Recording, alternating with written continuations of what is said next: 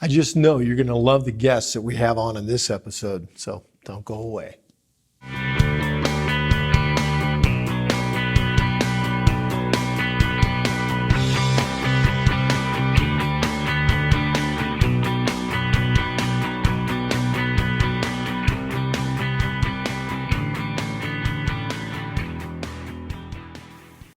Welcome to the interview. I'm Dr. Rik Wadge, and we have a special guest with us today, and that is Dinah Dye, Dr. Dinah Dye with Foundations in Torah. She is incredible when it comes to anything biblical, anything coming from a Jewish perspective, as well as keeping up with the trends of things going on in the world. And so this interview with Dr. Dinah Dye is essential, seeing that today, as we're filming this, is the day before the midterm elections. With all that being said, Dinah, hello, how you doing?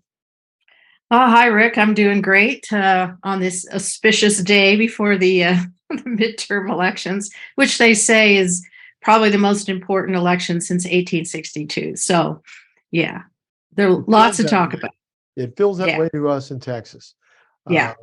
as I'm driving to work, I'm still seeing Beto O'Rourke signs and just like and a few signs in yards.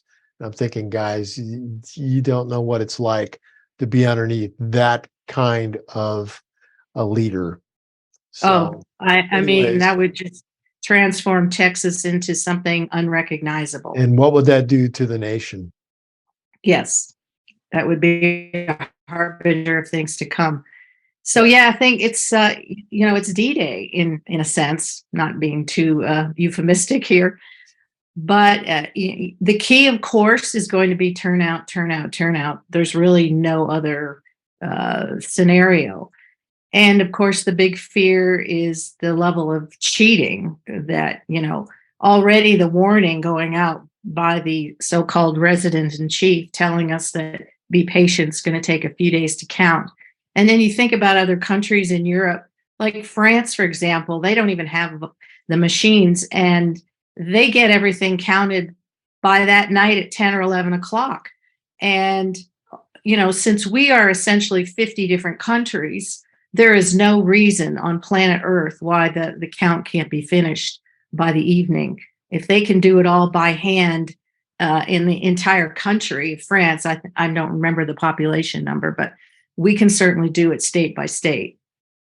Yeah, it's a real concern. I've been watching some of the conservative news channels, and as they're already looking at some of the mail-in votes, they're seeing discrepancies in signatures. They're seeing real problems.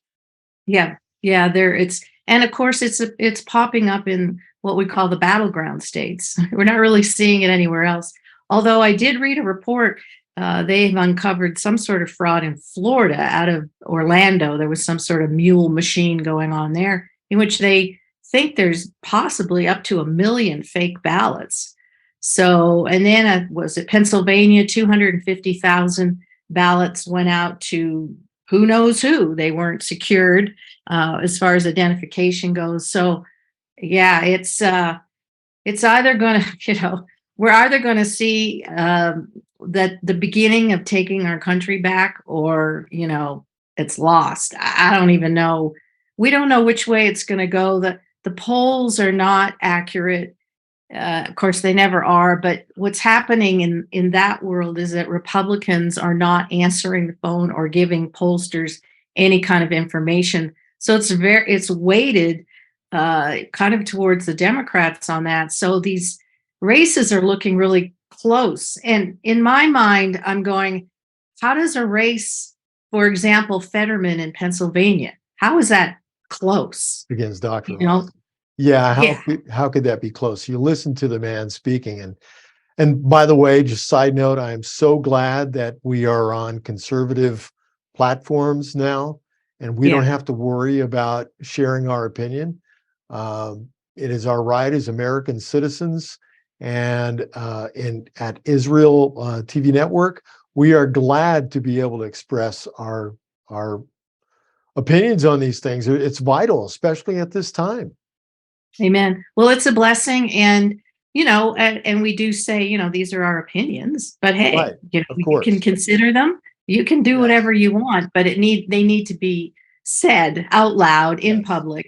People need to hear all sides and make their own Okay. So decision. Dina, we know that this show is going to go really fast. 22 minutes Yeah. left already. So let's give the people some places they can go on the internet to be able to get good information, solid facts, not just political skewing to try to get people to vote a different way. Where could they go? Well, A Real America's Voice is probably a really good place for them to go. Of course, they host Bannon's War Room. And I would say overall, the War Room is a pretty accurate, factually accurate place to go to get information. Now, they will be reporting on the election tomorrow. So, again, I would just go to Real America's Voice, just put it on your computer or whatever for the day, and just kind of check in the evening. There's a guy named Richard Barris, who's an excellent pollster. He's with People's Pundit, which you can find on Locals. And this guy is solid as a rock in terms of, what the numbers look like, what the polling looks like. And he goes deep down into the weeds, places that most pollsters don't. So those are kind of my top ones. You'll find there's a guy named Jack Posobiec, who is the Jack is senior very editor of good. Human Events. Solid guy, and Yes. that would be a good place. I think Charlie Kirk's show Yes. would be another excellent place to pick up good information. Trying to think. He's on the Blaze, I believe, right? Charlie Kirk. No, he has his own show. He is with. I can't even think. I don't think it's the Blaze, but he could be. I think he's I'm also thinking on of. the Blaze, but he may also have his own Okay, his yeah. own I platform. usually pick him up on Rumble. He's got the Charlie Kirk show, so that's a good place to go. There's a guy named he calls him Bostradamus. Oh, Kevin Free. Yeah. Kevin McCullough. He's another one he was very accurate in the 2020 race if it hadn't gone to the cheat side. yeah. So I think those are some good places for you to go. Dina, let me ask you a personal question. So, if everything was done fair and square, I mean, absolutely every vote was counted, nothing was done illegally, and the Democrats won the seats in Congress and everything went their direction. Would you have a problem with that if everything was done fair and square? I'd say it was the end of America as we know it for probably 100 years. But would you fight the fact that it was done and that was the people's choice? Well, then that requires the people who have a grip. I mean, we're going to have to start over, and that means getting back to local communities in terms of education and trying to raise up a generation that understands what the Constitution is and what it means to live in freedom.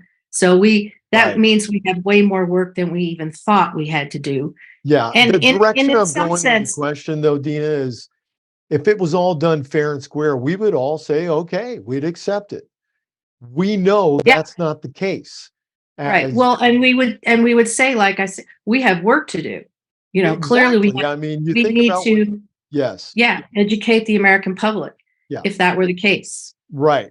And this is going to be a different interview. And normally I let people just talk all the way through and, which is fine, which is good. But at the moment, we're at a critical place. So let's just get down and dirty on this.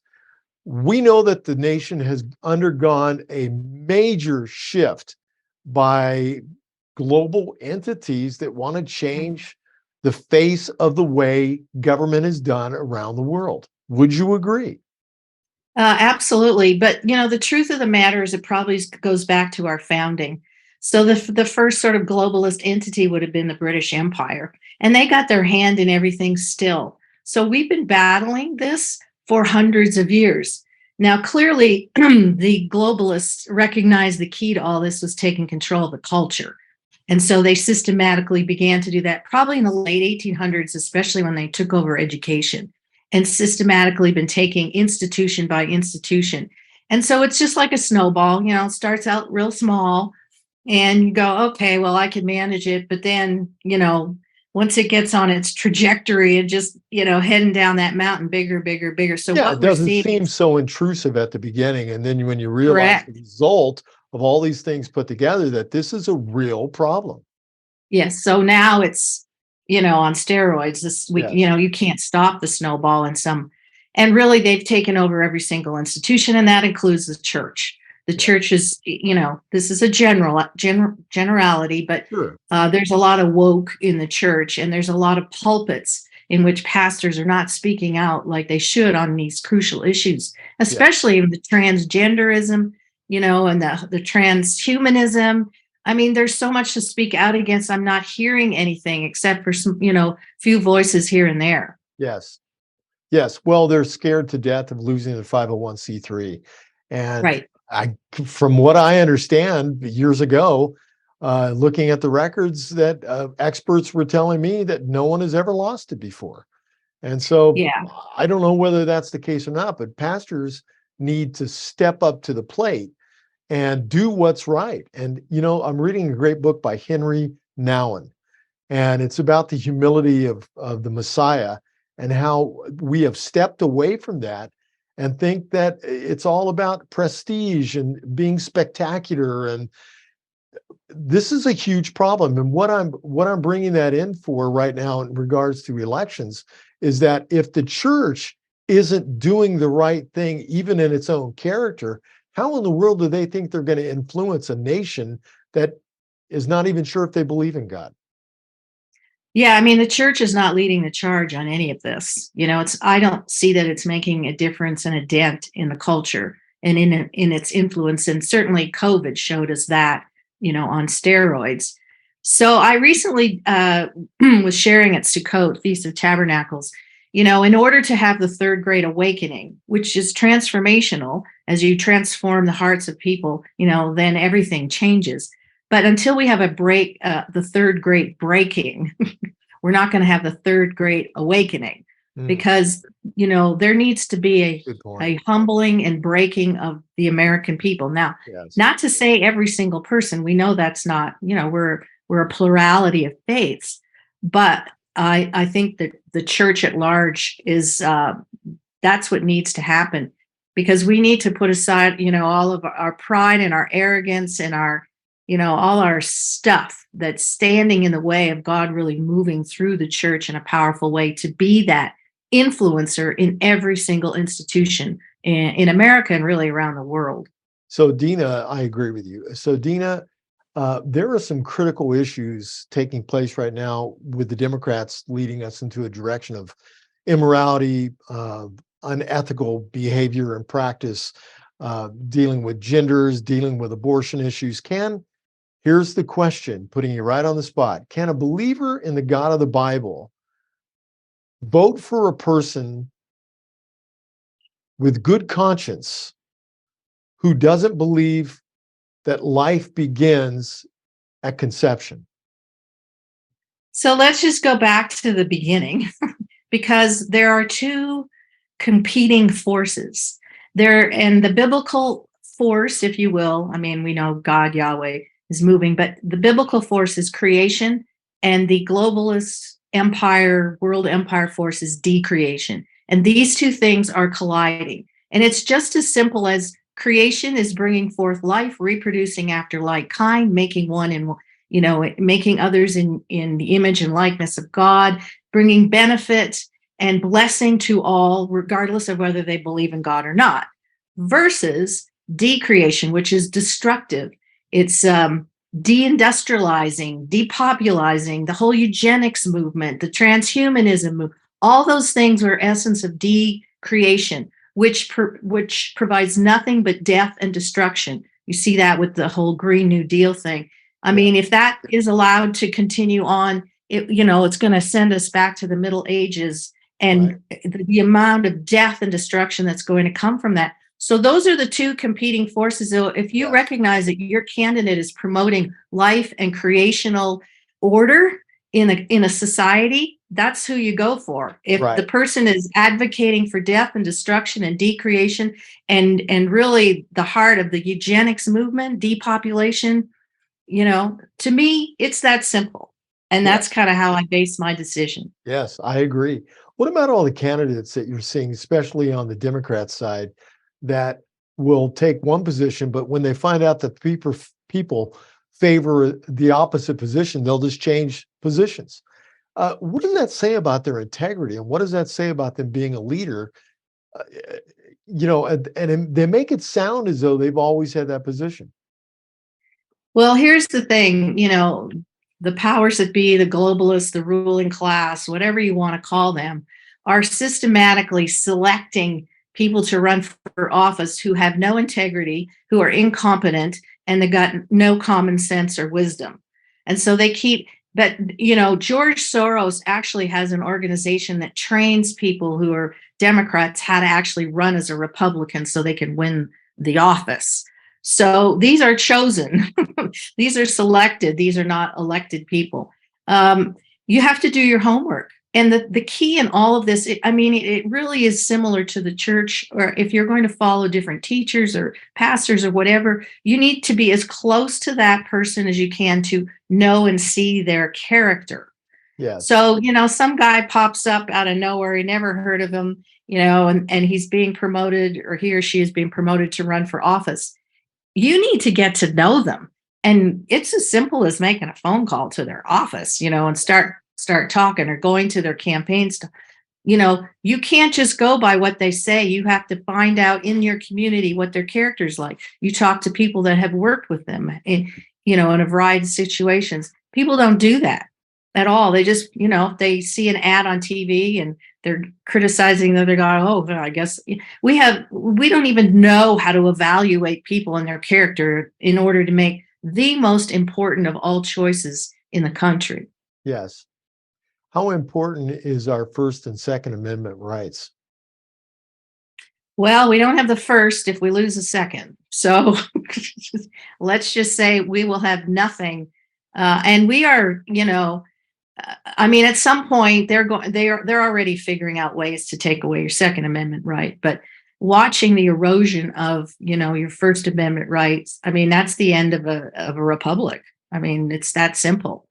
And if you don't fight back and count, you got to count the cost, because it may well put you in jail or wherever. We have to be a nation willing to count the cost and do whatever it takes to push back and stand up and speak out against this stuff.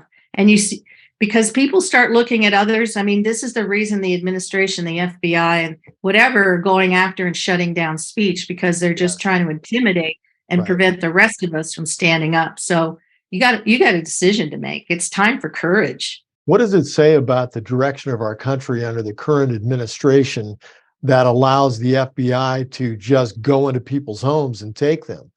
There is something seriously wrong with that. It's just chilling. We're going in the wrong direction. I was thinking about Bonhoeffer, the series that you did here at Israel TV Network, and how we are just walking down that same road of socialism and communism. And it's just blowing my mind how fast this has taken place in just 2 years. So could the country at this pace be able to stand for another 2 years of this? I honestly don't think so. I think that the rug will be completely pulled out from under us. Now, that's not to say, it's the end of civilization as we know it. But what it will take to tear down that foundation and rebuild the right foundation, the Judeo-Christian ethic, and do the rebuilding process, it'll take generations. Yeah. And then that again reminds us that we have to go back. It starts out really in the educating of our children. And, they're currently being brainwashed and indoctrinated in a way that just takes your breath away with this whole transgender over-sexualizing movement in the school. I homeschooled my kids back in the late 80s, early, into the 90s. And I would never have told someone, you got to homeschool. It was my decision. I, determined that it was the best decision for our family. But honestly, now I could not in good conscience tell anybody to keep their kids in public school.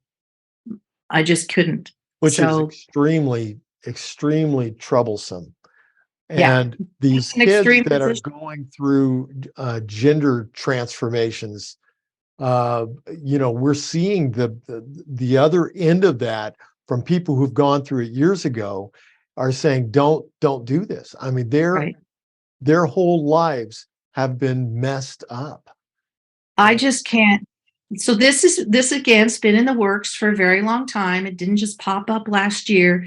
These universities like Vanderbilt in Tennessee and Boston Children, they've been doing this stuff for years. They just never got caught. So this agenda has been kind of bubbling up from underneath that. I just read recently, I mean, the state of Pennsylvania, to the tune of like $14 million, has been supporting all this gender whatever you call yeah, sure. Right. transitions and Yes. castrating children. And I Yes. mean, just it's just shocking. But the foundation was already laid. We didn't see it, and now we see it, and we're going, whoa, what just happened?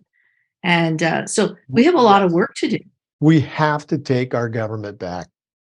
We Yeah, have to. We yeah, have to take it back. They have to begin to realize that they are not in charge. We are in charge. And we will tell them yes, what we consent want, of the government. when we Yeah, want it, and how we want it.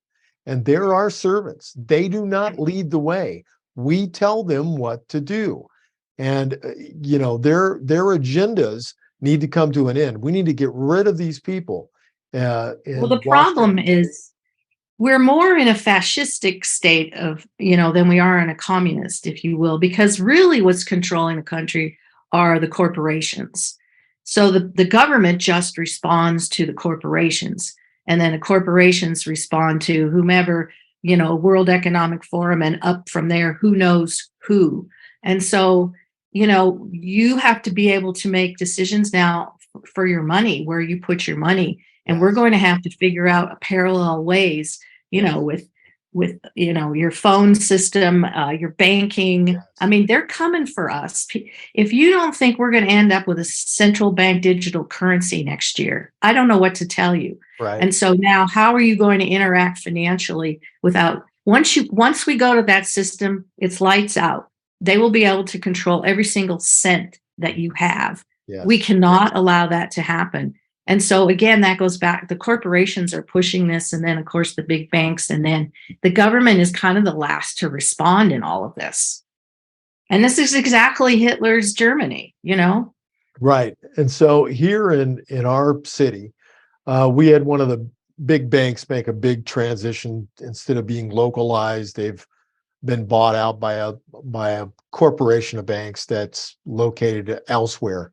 And so my wife and I changed banks. And one of the first things I asked the person that was doing the transition and getting our accounts set up was, is your bank in favor of ESG? Are you on that path? What are you doing? They had never even heard of it. They had Oh no my idea. goodness. They gathered other Wow. people together. We sat there and waited. True story. We sat and waited at least 15 minutes. They went into another room. They made a call to corporate office. And this is a local bank for us. And they came back and they said, we are in full compliance with that, but it would not take effect until we have over a billion or more dollars in whatever their funds available. So, and I'm thinking, and so here's what I said. I said, well, as soon as you make that, enact that, we're moving our money We're out of here. to a Yeah. small credit union because we Yeah. won't Yeah. be a part of that. Yeah. But they Yeah. had no idea. Well, and that's true. Your average American has no clue what's coming. And of course, everything that the government is doing, the banks are doing, is patterned after the model from China. Wow. Hello. And you're going to have Yes. no freedom. So again, I think a lot of this will come down to a parallel universe, as far as your food growing and your survival, your banking, your working. You got to start looking for ways out of the system. And I do believe a system is going to rise up. I see people doing great innovations. I Yes. mean, there's new ways to, new platforms. I mean, who the heck knows what Elon Musk is doing, but go Right. for it. And that's what people have to be aware of, and they've got to put their money where their mouth is as Yes. well. Okay, 2.5 minutes left. Give me your best shot. Help people understand. We're going to try to get this video out, if not today, by tomorrow morning. I know this is late. Tomorrow is the deadline for, is it really a deadline? Because they're going to be getting these votes in for how long? But anyways, for most Well, places, the deadline is tomorrow. the hope here is that, I would anticipate a tsunami, a red wave tsunami, if there's no cheating, If there's which no is a cheating. very big if. But those of you who haven't voted need to get and vote tomorrow. Yes. One of the ways we can do this is we can swamp them on election day so they don't actually know how many they need because they've already added it up and figured it out. And that's how Glenn Youngkin won in Virginia. So the recommendation is to vote tomorrow. Take 10, 20, or 30 people with you and vote. The recommendation is also to vote with a blue ballpoint pen instead of a black, because the machines use black, and don't use a felt tip because the machines can easily replicate or do whatever. We proved here in New Mexico and Otero County by experts that the machine can literally fill in bubbles on the ones that you haven't filled in the ovals. So a blue ballpoint pen, you can press in there and make a mark. And at least if there's some sort of recount, they can compare what the machine did with what you did. So I am hopeful, cautiously optimistic. I know in some respects, this is just the beginning and we will see fraud. There'll be people that lose because of fraud, but I'm hoping in the big governor races like Arizona, we get, Kerry Lake, Doug Mastriano in Pennsylvania, and some of the secretaries of state races, which we have in New Mexico. Secretary of State race is very important here. So you got to do your bit at the very least. And then after, we'll sort it out. And then we may have to go to, what do they call it? The level of danger. You go down the thing when you're at one, what is that called? I've just had a memory blank. DEFCON, thank you. And if we figure out that's where we are, then we got to regroup and plan and go, fight for another day. Okay, 10 seconds left. This is November 7th as we're filming this. If you're watching this on November 8th, hopefully this is going to help you to understand what's going on. Your vote is essential. Don't put it off. Don't think, oh yeah, because it's so many that are going to change the tide on this big red wave. Don't think that. You're the red wave. You're the red wave. You're the weakest or strongest link. You make all the difference. Dr. Dinah Dye, let's do a follow-up video on this after a few days have gone by, figure out what's taking place at the polls. And if you're up for that, and I am, tell absolutely. people where That'll they be can great. find you. Where can people find you? Easiest place is foundationsandtorah.com. I'm also on Facebook at Dinah Dye. I'm also on all of the other ones, Gab, Parler, Getter, Truth Social, just generally at Dr. Dinah. Okay. Dinah, thanks for being on. We'll see you very soon, I'm sure. And thank you so much for watching the show. We'll see you next time. Shalom, shalom.